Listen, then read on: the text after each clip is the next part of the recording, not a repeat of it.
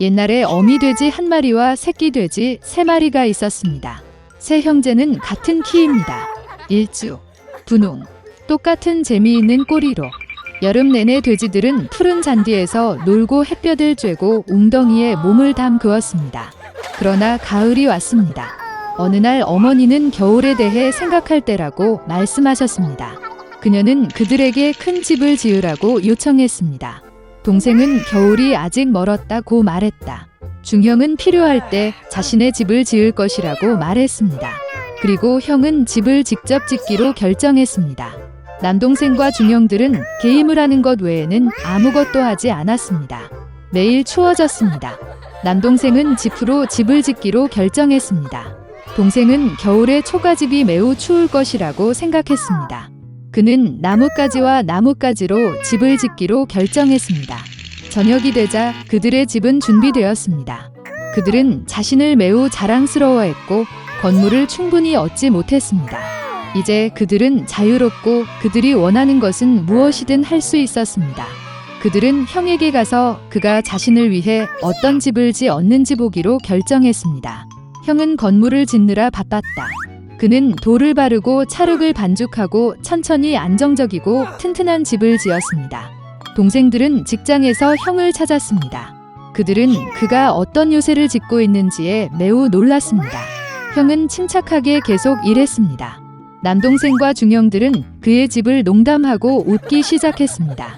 그들은 너무 즐거워서 삐걱거리는 소리가 빙디 넘어 멀리 울려 퍼졌습니다.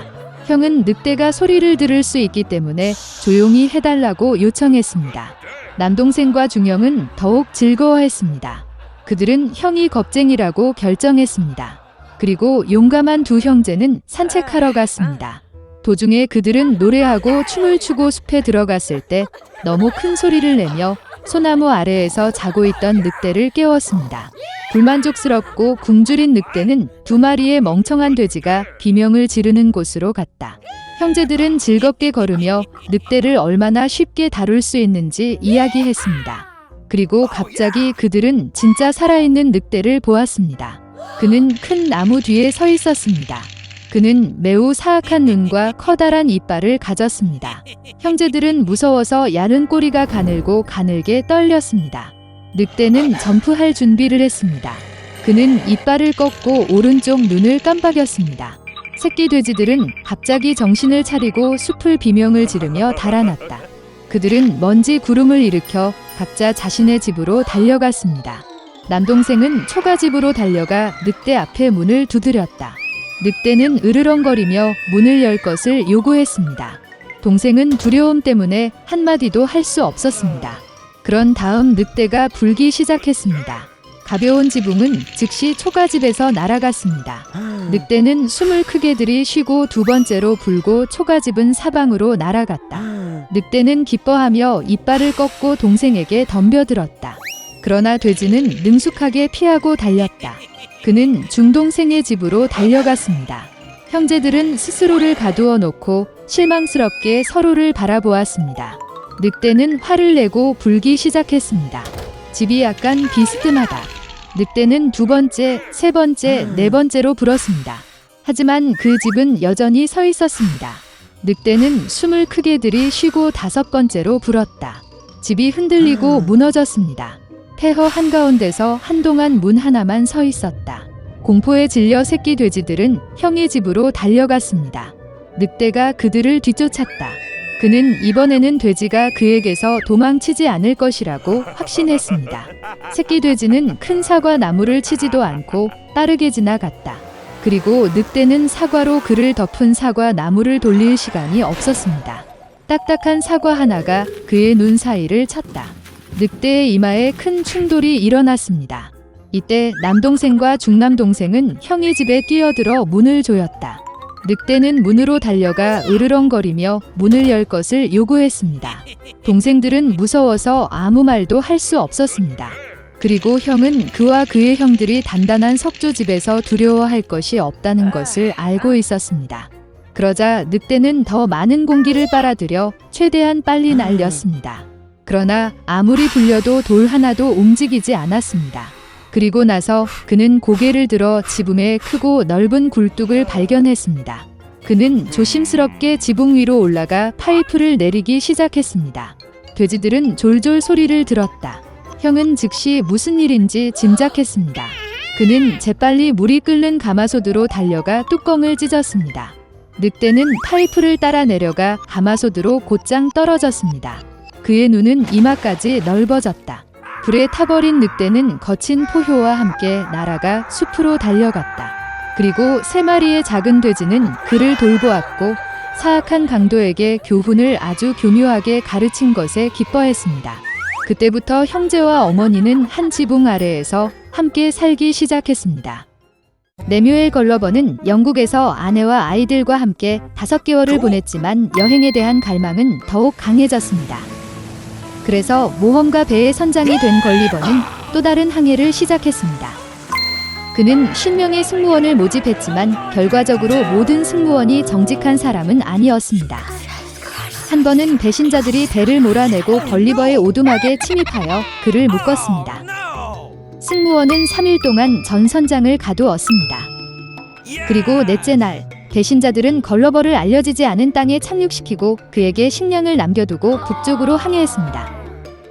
전 선장은 내륙으로 갈 수밖에 없었습니다. 도중에 그는 말의 흔적을 만났고 걸리버는 조기 구조를 희망했습니다. 갑자기 수평선에 인간형 형상이 나타났습니다. 걸리버는 눈을 감고 그녀를 보았다. 짙은 피부와 곱슬 머리에 이상해 보이는 원숭이였다. 이 동물들은 발에 긴 발톱이 있었습니다. 그들은 너무 위험해 보였기 때문에 걸리버는 숨을 멈추고 뒤에 있는 나무에 기대어 있었습니다.